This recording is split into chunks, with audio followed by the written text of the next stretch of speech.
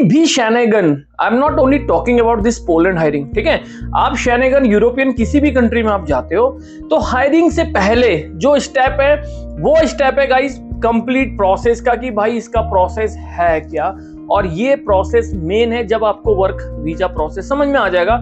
So guys ये है Poland की हायरिंग जो चल रही है इस समय। ये वाली हायरिंग का जो पोस्टर है, काफी लोग पूछे सुधी भाई ये जो हायरिंग है वेयर हाउस की कब आएगी, ठीक है, क्योंकि मैं बहुत टाइम के बाद जो है ये हायरिंग अभी डाल रहा हूँ पोलैंड की। सो गाइस यहाँ पे वेयर हाउस वर्कर है तो भाई टैक्सी ड्राइवर, ट्रक ड्राइवर भी है, वेल्डर्स भी हैं, रेस्टोरेंट वर्कर्स भी है, लेकिन अभी मैं सिर्फ लॉजिस्टिक सप्लाई चेन और इसकी बात करेंगे वेयर हाउस की, ठीक है।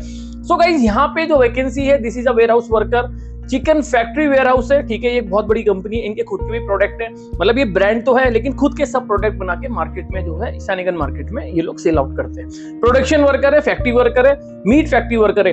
अब ये जो 5 चीजें हैं guys this is all about your production और जो है वेयर हाउस। और इसके बारे में अगर आपको डाउट है कि भाई वेयर हाउस क्या होता है या फिर प्रोडक्शन वर्कर क्या होता है, डिफरेंस क्या है इनमें, तो वो भी मैं आपको बता दूंगा जब आप क्वेश्चनिंग करोगे, ओके।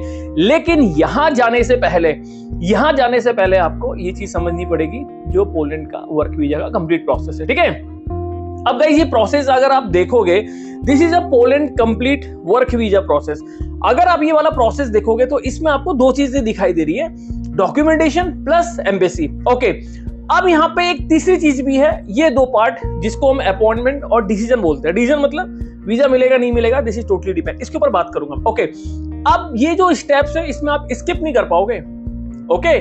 कोई भी स्टेप इसमें स्किप नहीं होगा भाई, अप्लाई से लेकर डिसीजन। और जब तक आप अप्लाई नहीं करोगे भाई वर्क सबमिशन स्लिप नहीं आएगा, यहाँ नहीं आओगे, वर्क परमिट नहीं आएगा, यहाँ नहीं आओगे, सपोर्टिव डॉक्यूमेंट नहीं आओगे, रजिस्ट्रेशन नहीं करोगे, ईमेल नहीं आएगा, ड्रॉ नहीं आएगा, अपॉइंटमेंट नहीं आएगा, तो आपको पता ही नहीं चलेगा वीजा लगा ही लगा, क्योंकि जब अपॉइंटमेंट सबमिशन ही नहीं हुई तो आप यहाँ तक नहीं पहुंच पाओगे, ओके। सो डॉक्यूमेंटेशन स्टार्ट करता हूं मैं। सबसे पहला भाई आपको पोलैंड में अप्लाई करना पड़ेगा। जब तक आप अप्लाई नहीं करोगे आपका वर्क सबमिशन स्लिप नहीं आएगा। अब यहाँ पे आपने ऑफर लेटर नहीं देखा, ये ऑफर लेटर जो है पोलैंड में आप ना के बराबर समझो, ना कोई रूडो एग्रीमेंट है ना कुछ ईमेल पे सिलेक्शन है, ठीक है। डायरेक्ट अप्लाई करने के बाद वर्क सबमिशन स्लिप आएगा। जैसे ही वर्क सबमिशन स्लिप आएगा उसके बाद आपके वर्क परमिट की सॉफ्ट कॉपी आएगी।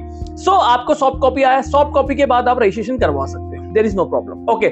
सॉफ्ट कॉपी के आने के बाद आती है हार्ड कॉपी और प्लस सपोर्टिंग डॉक्यूमेंट, जिसमें आपका सपोर्टिंग डॉक्यूमेंट में जो सबसे इंपॉर्टेंट डॉक्यूमेंट है this is a accommodation letter.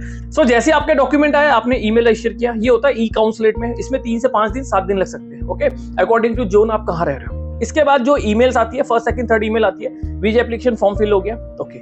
इसके बाद आपको ड्रॉ आता है। ड्रॉ होता है वीकली। ड्रॉ क्या होता है, एक नोटिफिकेशन होता है रिगार्डिंग फॉर योर अपॉइंटमेंट की भाई अपॉइंटमेंट आया कि नहीं आया। अब अपॉइंटमेंट और डिसीजन, ये 2 चीजें भाई ये कब आएगी, किसको मिलेगी, किसको वीजा मिलेगा, किसको अपॉइंटमेंट मिलेगी, ये सब डिपेंड करता है एम्बेसी। इसलिए मैंने यहाँ पे क्लियर लिखा है भाई अपॉइंटमेंट एंड डिसीजन, यानी ये वाला appointment and decision is given totally depend on embassy.